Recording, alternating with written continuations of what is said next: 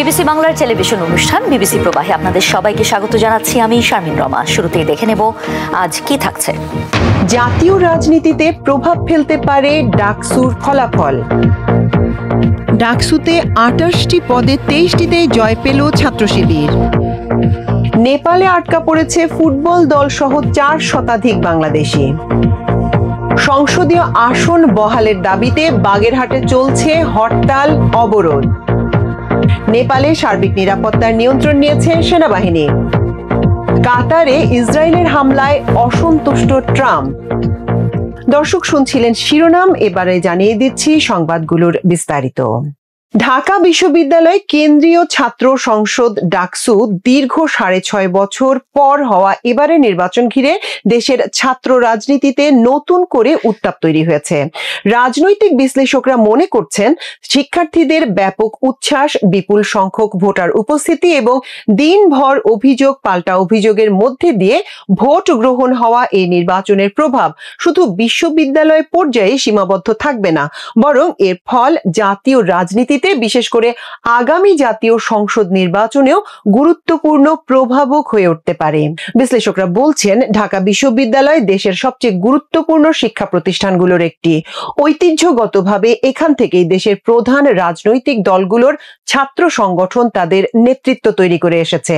ফলে ডাকসু নির্বাচনে যে ছাত্র সংগঠন জয়ী হয় তা সেই ছাত্র সংগঠনের মূল দলের জনপ্রিয়তা ও জনভিত্তির উপর একটি প্রতিফলন হিসেবেও বিবেচিত হয়ে থাকে। এরই ধারাবাহিকতায় এবারের ডাকসু নির্বাচনের ফলও বিজয়ী প্রার্থীর মূল দলকে আগামী জাতীয় সংসদ নির্বাচনে খানিকটা এগিয়ে রাখতে পারে। মিনি পার্লামেন্ট খ্যাত ডাকসু ও হল সংসদ গতকালের নির্বাচনের ফল রাত 1:45 থেকে আবাসিক হলগুলোতে পৃথকভাবে ঘোষণা করা শুরু হয়, শেষ হয়েছে আজ সকালে। এই ফলে দেখা যায়, ভিপি, জিএস, এজিএস সহ ডাকসুর 28টি পদের মধ্যে অধিকাংশ পদে জয়লাভ করেছে ছাত্র শিবির সমর্থিত ঐক্যবদ্ধ শিক্ষার্থী জোট প্যানেলের প্রার্থীরা। হল সংসদের ফলেও দেখা যাচ্ছে একই ধারা। আর এমন ফলের প্রভাব শুধু ঢাকা বিশ্ববিদ্যালয় ক্যাম্পাসের রাজনীতিতেই সীমাবদ্ধ থাকবে না, বরং জাতীয় রাজনৈতিক অঙ্গনে এর প্রতিফলন ঘটবে বলে মনে করছেন বিশ্লেষকরা। এবারে ডাকসু নির্বাচন অনেকে দেখছেন নতুন প্রজন্মের রাজনৈতিক রুচি ও প্রবণতা যাচাইয়ের একটি সুযোগ হিসেবে। বিশেষ করে তরুণদের মধ্যে কোন আদর্শ ও রাজনৈতিক দর্শনের গ্রহণযোগ্যতা বাড়ছে তা এই নির্বাচনের মাধ্যমে স্পষ্ট হয়েছে। যেহেতু আসন্ন জাতীয় নির্বাচনে তরুণ ভোটারদের সংখ্যা ৩ কোটির বেশি, তাই ডাকসুর ফল রাজনৈতিক দলগুলোর কৌশল নির্ধারণে বড় ভূমিকা রাখতে পারে। সেজন্য নির্বাচনকে বেশ গুরুত্বের সঙ্গে নিয়ে চ্যালেঞ্জ হিসেবে দেখছে বড় দলগুলো। এমন প্রেক্ষাপটে ডাকসু নির্বাচন যতটা না ছাত্র রাজনীতির, তার চেয়ে বেশি জাতীয় রাজনীতির একটি প্রতিচ্ছবি হয়ে উঠেছে। এই নির্বাচনের ফল শুধু বিশ্ববিদ্যালয় ক্যাম্পাস নয়, দেশের রাজনীতি এবং জাতীয় নির্বাচনের গতিপথও নির্ধারণ করে দিতে পারে। ডাকসু নির্বাচনের তফসিল ঘোষণার পর প্রচার ঘিরে সৃষ্ট উন্মাদনা শুধু ঢাকা বিশ্ববিদ্যালয় ক্যাম্পাসের মধ্যেই সীমাবদ্ধ ছিল না, তা ছড়িয়ে পড়ে সারা দেশে। সর্বমোট ৩৯,৭৭৫ জন শিক্ষার্থীর ভোটাধিকারের এই নির্বাচন ঘিরে গ্রামাঞ্চলের চায়ের দোকান থেকে শুরু করে সরকারের নীতি নির্ধারক পর্যন্ত আলাপ আলোচনায় ছিল ডাকসু। জাতীয় গণমাধ্যমগুলো প্রতিদিন সংবাদ শিরোনামে রেখেছে এই নির্বাচন। ভোটের আগের দিন থেকে শুরু করে ফল ঘোষণার মুহূর্ত পর্যন্ত সার্বক্ষণিক নজর ছিল শিক্ষার্থী, অভিভাবক ও সাধারণ মানুষের। ঢাকা বিশ্ববিদ্যালয় কেন্দ্রীয় ছাত্র সংসদ ডাকসু নির্বাচনে ভিপি, জিএস, এজিএস সহ 28টি পদে 23টিতে বিজয়ী হয়েছে বাংলাদেশ ইসলামী ছাত্র শিবির সমর্থিত ঐক্যবদ্ধ শিক্ষার্থী জোটের প্রার্থীরা। শিবিরের প্যানেলের বাইরে বাকি 5 পদে জয়ী হয়েছেন অন্য প্রার্থীরা। তারা হলেন সমাজ সেবা সম্পাদক পদে স্বতন্ত্র প্রার্থী জুবায়ের বিন নেসারি, সাহিত্য ও সাংস্কৃতিক সম্পাদক পদে স্বতন্ত্র প্রার্থী মোসাদ্দেক আলী ইবনে মোহাম্মদ, গবেষণা ও প্রকাশনা সম্পাদক পদে স্বতন্ত্র প্রার্থী সানজিদা আহমেদ তন্নি, সদস্য পদে হেমা চাকমা ও উম্মু উসওয়াতুন রাফিয়া। বুধবার সকাল 8:30টার পর ঢাকা বিশ্ববিদ্যালয়ের সিনেট ভবনে আনুষ্ঠানিক ফলাফলে তাদের নাম ঘোষণা করেন ডাকসুর প্রধান নির্বাচন commission doctor Mohammad Jasimuddin. VP পদে ছাত্র শিবির প্যানেলের মোহাম্মদ আবু সাদিক কায়েম পেয়েছেন 14,042 ভোট। তার নিকটতম প্রতিদ্বন্দ্বী ছাত্রদলের আবিদুল ইসলাম খান পেয়েছেন 5,708 ভোট। 10,794 ভোট পেয়ে জয়ী হন SM ফরহাদ। তিনিও ছাত্র শিবির সমর্থিত ঐক্যবদ্ধ শিক্ষার্থী জোট থেকে লড়ছেন। তার নিকটতম প্রতিদ্বন্দ্বী ছাত্রদল নেতা তানভীর বারী হামিম পেয়েছেন ৫,২৮৩ ভোট। এছাড়া প্রতিরোধ পর্ষদের মেঘ মল্লার বসু ৪,৯৪৯ ভোট পেয়ে তৃতীয় হয়েছেন। AGS পদেও বিজয়ী হন ছাত্র শিবির সমর্থিত প্যানেলের মোহাম্মদ মহিউদ্দিন খান। তিনি ১১,৭৭২ ভোট পেয়েছেন। ছাত্রদলের AGS প্রার্থী তানভীর আল হাদি মায়েদ পেয়েছেন ৫,০৬৪ ভোট। এছাড়া আরও ২০ পদে বিজয় লাভ করেছে ছাত্র শিবির সমর্থিত ঐক্যবদ্ধ শিক্ষার্থী জোটের প্রার্থীরা। এর মধ্যে মুক্তিযুদ্ধ ও গণতান্ত্রিক আন্দোলন সম্পাদক ফাতেমা তাসনিম জুমা পেয়েছেন ১০,৬৩১ ভোট। ৭,৮৩৩ ভোট পেয়ে বিজ্ঞান ও প্রযুক্তি সম্পাদক পদে জয়ী হন ইকবাল হায়দার। আন্তর্জাতিক সম্পাদক পদে খান জসিম পেয়েছেন ৯,৭০৬ ভোট। ছাত্র পরিবহন সম্পাদক হিসেবে লড়ে আসিফ আব্দুল্লাহ পেয়েছেন ৯,০৬১ ভোট। ৭,২৫৫ ভোট পেয়ে ক্রীড়া সম্পাদক হিসেবে নির্বাচিত হন Arman Hossain. Common room, reading room ও ক্যাফেটেরিয়া সম্পাদক পদে উম্মে সালমা পেয়েছেন ৯,৯২০ ভোট। ১১,৭৪৭ ভোট পেয়ে মানবাধিকার ও আইন সম্পাদক হন শাখাওয়াত জাকারিয়া। স্বাস্থ্য ও পরিবেশ সম্পাদক পদে MM আল মিনহাজ পেয়েছেন ৭,০৩৮ ভোট। এছাড়া ৯,৩৪৪ ভোট পেয়ে ক্যারিয়ার ডেভেলপমেন্ট সম্পাদক বিজয় ছিনিয়ে আনেন মাজহারুল ইসলাম। ঐক্যবদ্ধ শিক্ষার্থী জোট থেকে সদস্য হিসেবে বিজয়ী হয়েছেন সাবেকুন নাহার তামান্না, সর্বমিত্র, আনাস ইবনে মুনির, ইমরান হোসেন, তাজিনুর রহমান, মেফতাহুল হোসেন আল মারুফ, বেলাল হোসেন অপু খান, রাইসুল ইসলাম, মোহাম্মদ শাহিনুর রহমান, মোসাম্মদ আফসানা আক্তার ও রায়হান উদ্দিন। জেনজি আন্দোলনে নেপালের প্রধানমন্ত্রী KP শর্মা ওলির পদত্যাগের মধ্যে দিয়ে দেশটির সরকার পতন হয়েছে। বর্তমানে দেশটিতে কোনো সরকার নেই। এ অবস্থায় নিরাপত্তা পরিস্থিতির আরও অবনতি হতে পারে এমন আশঙ্কাও রয়েছে। দেশটিতে আটকা পড়েছেন বাংলাদেশের জাতীয় ফুটবল দল, মিরপুরের defence services command and staff কলেজের প্রতিনিধি সহ অনেক বাংলাদেশি পর্যটক। এছাড়া নেপালে আনুমানিক ৪ শতাধিক বাংলাদেশি ঝুঁকিতে আছেন বলে প্রাথমিকভাবে জানা গেছে। কাঠমান্ডুর ত্রিভুবন আন্তর্জাতিক বিমানবন্দরের সব আন্তর্জাতিক ফ্লাইট স্থগিত করায় অবতরণের অনুমতি না পেয়ে ফেরত এসেছে বিমান বাংলাদেশ এয়ারলাইন্সের একটি ফ্লাইট। নিরাপত্তা পরিস্থিতি বিবেচনায় দেশটিতে অবস্থানরত সব বাংলাদেশিকে নিরাপদে থাকার পরামর্শ দিয়েছে ঢাকা। গতকাল মঙ্গলবার প্রধান উপদেষ্টার প্রেস উইং থেকে পাঠানো বার্তায় বলা হয়, নেপালে থাকা সব বাংলাদেশিকে নিরাপত্তা পরিস্থিতির কারণে পরবর্তী নির্দেশ না দেয়া পর্যন্ত দেশটিতে ঘোরাফেরা না করার পরামর্শ দেওয়া হয়েছে। বর্তমানে ৩৬ সদস্যের জাতীয় ফুটবল দল ও Mirpur defence services command and staff কলেজের ৫১ সদস্যের একটি প্রতিনিধি দল বিদেশের শিক্ষা সফরের অংশ হিসেবে নেপালের রাজধানী কাঠমান্ডুতে অবস্থান করছেন। তাদের দৈনিক কার্যক্রম বাতিল করা হয়েছে। বাংলাদেশ দূতাবাস স্থানীয় সমন্বয়কারীর মাধ্যমে তাদের সঙ্গে যোগাযোগ রাখছে এবং প্রয়োজনীয় সহায়তা দিচ্ছে। নেপালে থাকা বাংলাদেশ দূতাবাসও বসবাসকারী ও আটকে পড়া সব বাংলাদেশিকে বাইরে না যাওয়ার পরামর্শ দিয়েছে। সেখানে অবস্থানরত সব বাংলাদেশি নাগরিককে তাদের অবস্থানকৃত স্থানে বা হোটেলে থাকার পরামর্শ দিয়েছে। আর ভ্রমণে ইচ্ছুক বাংলাদেশিদের আপাতত নেপাল ভ্রমণ না করার নির্দেশনা দিয়েছে দূতাবাস। নেপালে বাংলাদেশ দূতাবাসের এক কর্মকর্তা জানান, ফুটবল দল ও ডিফেন্স কলেজের প্রতিনিধির বাইরে নেপালে বর্তমানে আনুমানিক ৪০০ বাংলাদেশি পর্যটক রয়েছেন বলে তাদের ধারণা। এছাড়া বিভিন্ন আন্তর্জাতিক সংস্থা ও NGO-তে কর্মরত বসবাসকারী বাংলাদেশির সংখ্যা ৫০-এর বেশি হবে না। সকালে দূতাবাসের কর্মকর্তারা একটি গাড়ি নিয়ে উদ্ধার অভিযানে বের হন। তবে বিক্ষোভকারীদের প্রতিরোধের মুখে তারা ব্যর্থ হয়ে আবার দূতাবাসে ফেরত আসেন। বাগেরহাটের ৪টি সংসদীয় আসন বহাল রাখার দাবিতে জেলা জুড়ে ৪৮ ঘন্টার হরতাল ও সড়ক অবরোধ কর্মসূচি শুরু হয়েছে।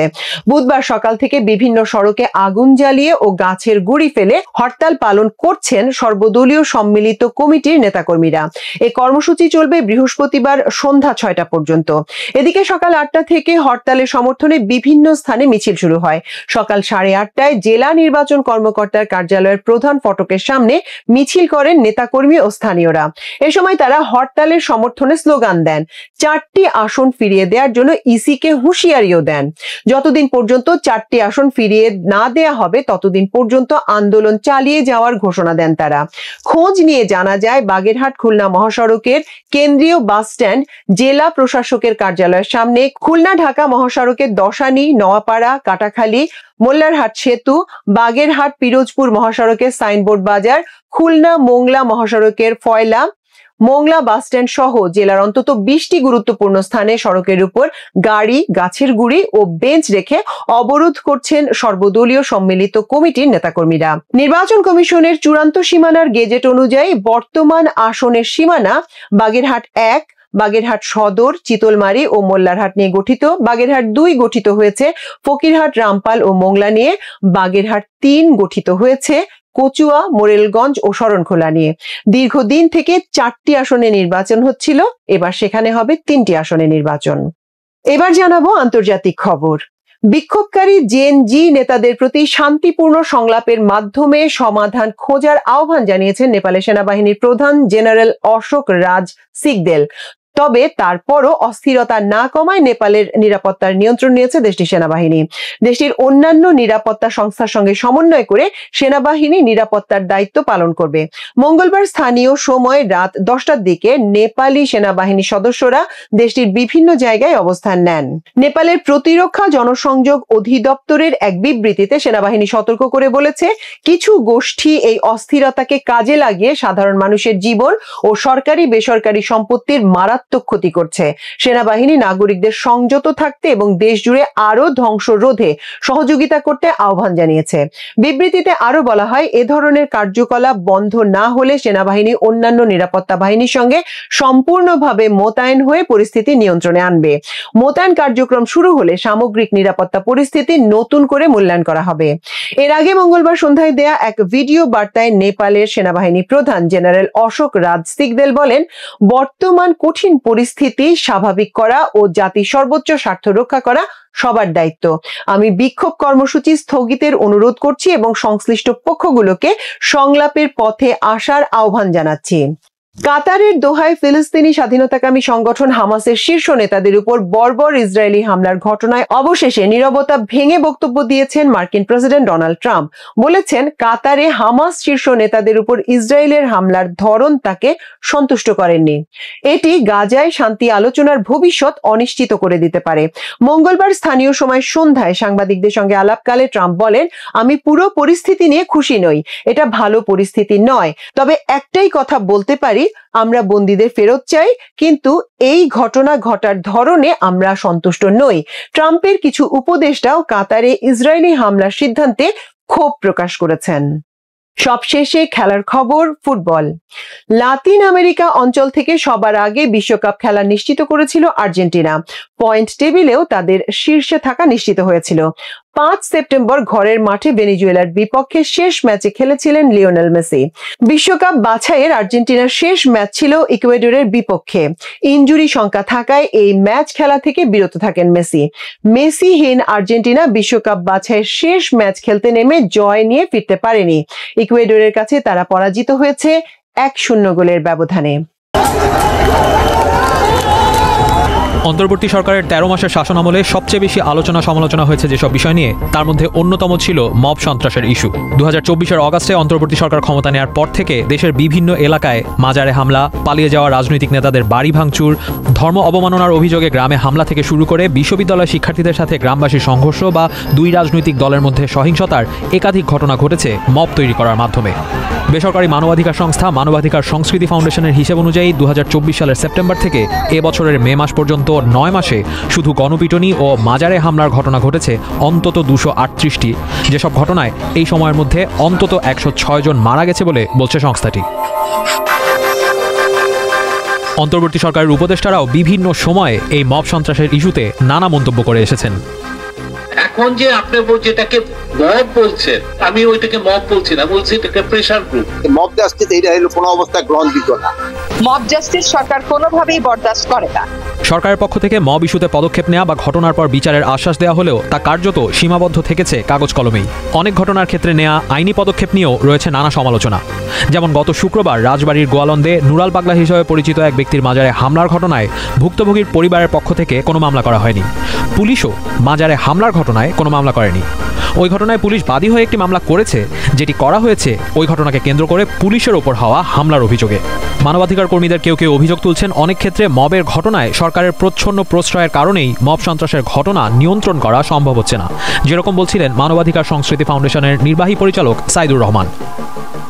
সরকারের মধ্যে তো একটা ডিলেমা আছে, মবটা তাদের জন্য ভালো, এটা কি তাদের জন্য সাহায্য করতেছে রাষ্ট্র পরিচালনায়, না এটা একটা অন্যায়। আইন হাতে তুলে নেওয়া কে সরকারি লোকরা অনেক সময় সমর্থন করে, এটা কি কোনো একটা রাষ্ট্র হইতে পারে?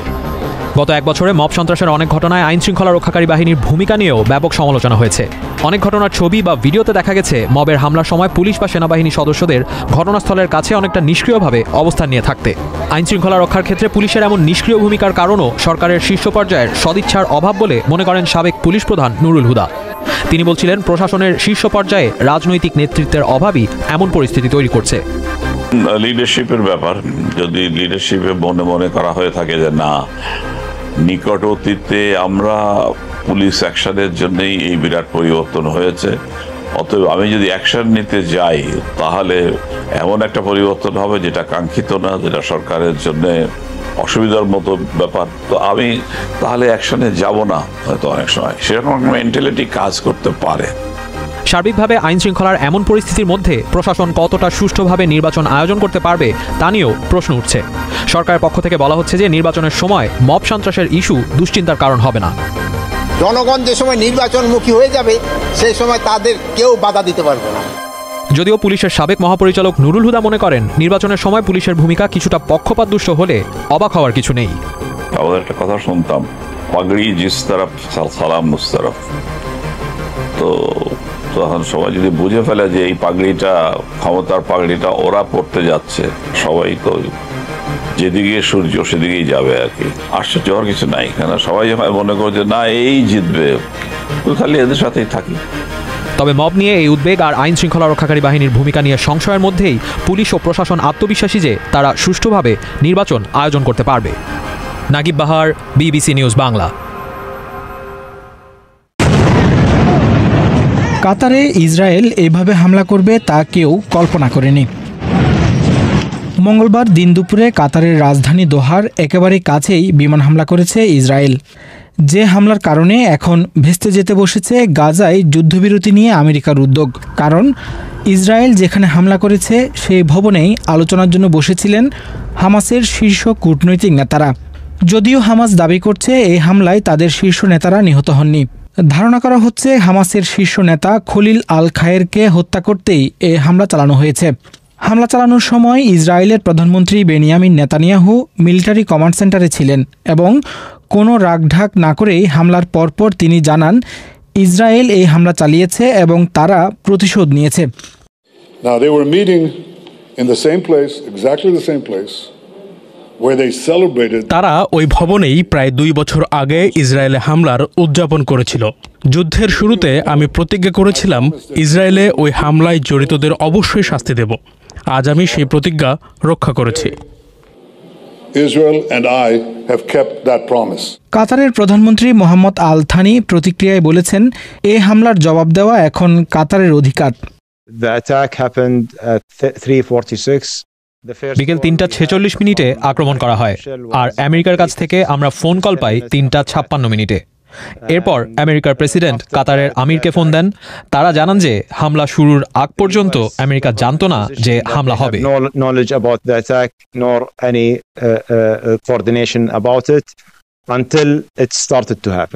মধ্যপ্রাচ্যে আমেরিকার সবচেয়ে বড় সামরিক ঘাঁটি রয়েছে কাতারে, তাই আমেরিকার অনুমতি ছাড়া এই হামলা হয়েছে তা বিশ্বাসযোগ্য নয় বলে মনে করছেন নিরাপত্তা বিশ্লেষকরা। এছাড়া মধ্যপ্রাচ্যের বিভিন্ন সংঘাতে কাতার বরাবরই মধ্যস্থতাকারীর ভূমিকা রেখেছে। এর আগে আফগানিস্তান ও সিরিয়ার সংকটে শান্তি স্থাপনে কাতারের ভূমিকা ছিল।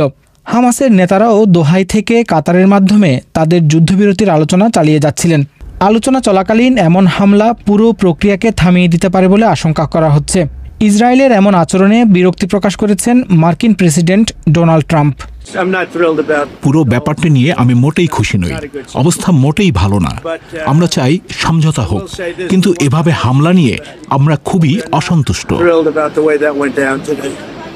অন্য দেশে হামলা চালিয়ে নিজের শত্রুকে ঘায়েল করা একটি দেশের সার্বভৌমত্ব লঙ্ঘন এবং আন্তর্জাতিক আইনে অপরাধ বলে মন্তব্য করেছে জাতিসংঘ। যে দেশটি যুদ্ধবিরতি এবং জিম্মিদের মুক্ত করে আনতে কূটনৈতিক তৎপরতা চালাচ্ছে তাদের উপর হামলার নিন্দা জানাচ্ছি। এই হামলা কাতারের সার্বভৌমত্বের উপর আঘাত। সব পক্ষের উচিত শান্তি স্থাপনে কাজ করা, শান্তি নষ্ট করতে নয়। আমেরিকার ঘনিষ্ঠ মিত্র কাতারের উপর এমন হামলা অন্যান্য আরব দেশগুলোকেও ক্ষিপ্ত করে তুলবে। আমেরিকার সাথে মিত্রতা আরব দেশগুলোকে নিরাপত্তার নিশ্চয়তা দিতে না পারলে মধ্যপ্রাচ্য পরিস্থিতি সামনের দিনে আরও ঘোলাটে হয়ে ওঠার আশঙ্কা রয়েছে। পদত্যাগ করার পর নেপালের প্রধানমন্ত্রী এখন কোথায় আছেন?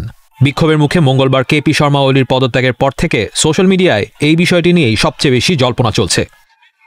মঙ্গলবার দুপুরে নেপালের প্রধানমন্ত্রীর পদত্যাগের বিষয়ে জানা যায়। তারপর থেকে এখন পর্যন্ত জনসম্মুখে আসেননি তিনি কোথায় আছেন তা নিয়েও এখন পর্যন্ত নিশ্চিতভাবে কিছু জানা যায়নি।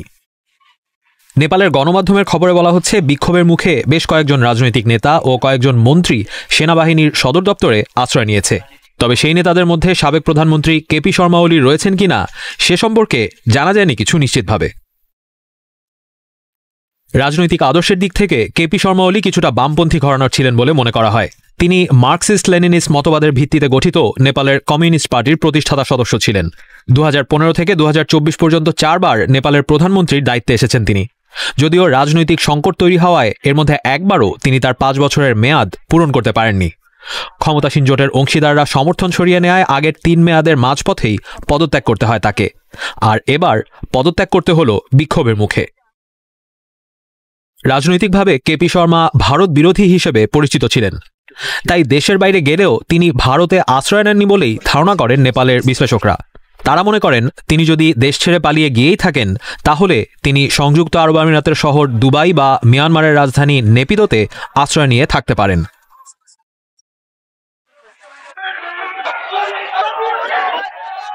বিক্ষোভের মুখে প্রধানমন্ত্রী সহ বেশ কয়েকজন মন্ত্রী ও কয়েকজন সাংসদ পদত্যাগ করলেও বর্তমান মন্ত্রিসভার অধীনেই দেশ পরিচালিত হবে বলে এক বিবৃতিতে জানিয়েছেন নেপালের রাষ্ট্রপতি রামচন্দ্র পোদেল। ওই বিবৃতিতে তিনি জানান যে প্রধানমন্ত্রীর পদত্যাগপত্র গ্রহণ করা হয়েছে। পাশাপাশি আরও জানানো হয় যে সংবিধানের নিবন্ধ 77-এর ধারা 3 অনুযায়ী নতুন প্রধানমন্ত্রী দায়িত্ব না নেওয়া পর্যন্ত বর্তমান মন্ত্রিসভার অধীনেই পরিচালিত হবে দেশ। নেপালের সংবিধান অনুযায়ী এমন পরিস্থিতিতে সংসদের কোনো একজন সদস্য প্রধানমন্ত্রীর দায়িত্ব নিতে পারেন। তবে রাজনৈতিক বিশ্লেষকদের কেউ কেউ মনে করছেন এমন কোনো ব্যক্তি যিনি সমাজে সাধারণ মানুষ ও জেনারেশন জি এর কাছে গ্রহণযোগ্য এমন কাউকে এই মুহূর্তে অন্তর্বর্তী প্রধানমন্ত্রী হিসেবে দায়িত্ব দেওয়া উচিত। অন্যদিকে দেশের আইন শৃঙ্খলা পরিস্থিতি নিয়ন্ত্রণে সেনাবাহিনী বৃহস্পতিবার পর্যন্ত কারফিউ জারি করেছে। মঙ্গলবার সন্ধ্যা থেকে আইন শৃঙ্খলা পরিস্থিতি নিয়ন্ত্রণে বিভিন্ন শহরে সেনা মোতায়েন করা হয়েছে। টেলিভিশনে প্রচারিত এক ভাষণে সেনাপ্রধান সব নাগরিকদের আহ্বান জানিয়েছেন যেন তারা সহিংসতা থেকে বিরত থাকেন এবং জাতীয় সম্পদ ও সাধারণ মানুষের সম্পদের পাশাপাশি কূটনৈতিক মিশনে কর্মরত ব্যক্তিদের নিরাপত্তা নিশ্চিত করেন। ক্রমবর্ধমান মুদ্রাস্ফীতির প্রভাবে জীবনযাত্রার ব্যয় মেটাতে যখন হিমশিম খাচ্ছে জাপান, তখন মরার উপর খাড়ার ঘা হয়ে দেখা দিয়েছে ট্রাম্প প্রশাসনের নতুন করে চাপানো 27.5% শুল্ক আরোপ। ধাক্কা সামাল দিতে রীতিমতো হিমশিম খেতে হচ্ছে বিশ্বের 4র্থ বৃহত্তম অর্থনীতির দেশ জাপানকেও। পরে মার্কিন প্রকল্পে $550 বিলিয়ন বিনিয়োগের প্রস্তাব দিয়ে শুল্ক হার 15% কমিয়ে আনে টোকিও। তবে ততক্ষণে নড়বড়ে হয়ে যায় প্রধানমন্ত্রী শিগেরু ইশিবার গদি। মাঝে 2টি মধ্যবর্তী নির্বাচনেও হেরে যায় তার দল। এমন পরিস্থিতিতে তার দল লিবারেল ডেমোক্রেটিক পার্টির প্রতিদ্বন্দ্বীরা যখন তাকে সরিয়ে নিতে ভোট আয়োজনের প্রস্তুতি নিচ্ছে, তখন আর নতুন করে অপমানিত না হতে নিজেই পদত্যাগের ঘোষণা দিয়েছেন ইশিবা। স্বাভাবিকভাবেই এখন প্রশ্ন, ইশিবার পর নতুন প্রধানমন্ত্রী হচ্ছেন কে? মাত্র 1 বছরেরও কম সময়ের মধ্যেই পদত্যাগ করেছেন ইশিবা, যার ফলে এখন 5 বছরের মধ্যে তৃতীয় নেতৃত্ব নির্বাচন করতে হচ্ছে এলডিপিকে। তার আগে গত 5 বছরে 2টি জাতীয় নির্বাচনে নির্বাচিত প্রার্থীরাও মেয়াদ পূর্ণ করতে পারেননি। এই অবস্থায় নতুন নেতৃত্বকেও তাই বাড়তি চ্যালেঞ্জ নিতে হবে। তবে তার আগে বোঝা দরকার কেন এত কম সময়ের মধ্যেই পদত্যাগ করতে হলো ইশিবাকে। 2020 সালে শিনজো আবে অসুস্থতার কারণে সরে দাঁড়ালে প্রধানমন্ত্রী হন ইয়োশিহিদে সুগা। কিন্তু এরপর তার জনপ্রিয়তা কমে গেলে 1 বছরের মধ্যে পদত্যাগ করতে বাধ্য হন সুগা। দায়িত্ব নেন ফুমিও কিসিদা। 2021 সালে নির্বাচনে জয়ীও হন তিনি। তবে এরপর দলীয় দুর্নীতি, কেলেঙ্কারি, জীবনযাত্রার খরচ বেড়ে যাওয়া ও ইয়েন দুর্বল হওয়ায় তলানিতে পৌঁছায় তার জনপ্রিয়তা। 2024 সালে নতুন প্রধানমন্ত্রী হন ইশিবা। আর প্রধানমন্ত্রী হয়েই আগাম নির্বাচনের ঘোষণা দেন তিনি। জানান নতুন সরকারকে জনগণের রায় জানতে হবে। তবে আগে থেকেই এলডিপির ওপর ক্ষুব্ধ জনগণ কঠিন রায় দেয়। 1 দশকের মধ্যে সবচেয়ে খারাপ ফল করে এনডিপি। নিম্নকক্ষ একক সংখ্যাগরিষ্ঠতা হারায়। আর সবশেষ এবছর উচ্চকক্ষ নির্বাচনেও সংখ্যাগরিষ্ঠতা হারায় ইশিবার দল। তবে এরপরও সরে যেতে চাননি ইশিবা। পরাজয় মেনে নিয়ে ওয়াশিংটনের সঙ্গে বাণিজ্য চুক্তি সামলিয়ে কর্তব্য শেষ করতে চেয়েছিলেন তিনি। তবে শেষ রক্ষা হয়নি। শেষ পর্যন্ত দলের ভেতরে অভ্যন্তরীণ চাপের মুখে পদত্যাগ করতে হয়েছে তাকে। জানিয়ে প্রয়াত প্রধানমন্ত্রী শিনজো আবের সাবেক উপদেষ্টা তোমোহিকো তানিগুচির ভাষ্য, দলের ভেতরের সমস্যার দায় প্রধানমন্ত্রীকে নিতে হবে। বোঝাই যাচ্ছিল তার ভবিষ্যৎ অনিশ্চিত। তাই প্রকাশ্যে অপমানের অপেক্ষা না করে ইশিবা নিজেই সরে দাঁড়ালেন। নতুন প্রধানমন্ত্রী নির্বাচিত হওয়ার আগ পর্যন্ত দায়িত্ব সামলাবেন ইশিবাই। এর মাঝে অক্টোবরে অনুষ্ঠিত হবে এলডিপির সভাপতি নির্বাচন, যেখানে জয়ী প্রার্থী দেশটির প্রধানমন্ত্রী নির্বাচিত হবেন। তবে কারা এলডিপির সভাপতি পদে লড়বেন সেটা এখনো আনুষ্ঠানিকভাবে ঘোষণা দেয়নি কোনো প্রার্থী। তবে এরই মধ্যে আলোচনায় আছে 3টি নাম, যাদের যে কাউকে আগামীতে জাপানের নতুন প্রধানমন্ত্রী হিসেবে দেখা যেতে পারে। তালিকায় থাকা 3 জন হলেন সাবেক প্রধানমন্ত্রী জুনিচিরো কোইজুমির ছেলে, বর্তমান কৃষিমন্ত্রী Shinjiro Koizumi, chief cabinet secretary Yoshimasa Hayashi ও সানায়ে তাকাইচি, যিনি কিনা প্রধানমন্ত্রী হলে প্রথমবারের মতো নারী প্রধানমন্ত্রী পাবে জাপান।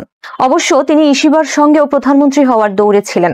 শুরুতে তাকাইচি এগিয়েছিলেন, তবে শেষ পর্যন্ত হেরে যান তিনি। 64 বছর বয়সী তাকাইচি একজন কট্টর রক্ষণশীল হিসেবে পরিচিত। সমকামীদের বিবাহের বিরুদ্ধে বরাবরই শক্ত অবস্থান তার। আর 44 বছর বয়সী শিনজিরো কোইজুমি এই মুহূর্তে সবচেয়ে জনপ্রিয় নেতাদের একজন। সোশ্যাল মিডিয়ায় তরুণদের কাছে অত্যন্ত জনপ্রিয় তিনি। প্রায়শই সোশ্যাল মিডিয়ায় বিড়ালের ছবি পোস্ট করতে দেখা যায় তাকে, যা প্রাণীদের প্রতি তার ভালোবাসারও বহিঃপ্রকাশ ঘটায়। এর বাইরে আলোচনায় থাকা আরেক প্রার্থী 64 বছর বয়সী হায়াশি, যিনি কিনা দৃঢ় চেতা মনোভাব ও অভিজ্ঞতার আলোকে সিদ্ধান্ত নিতে বেশ পারদর্শী।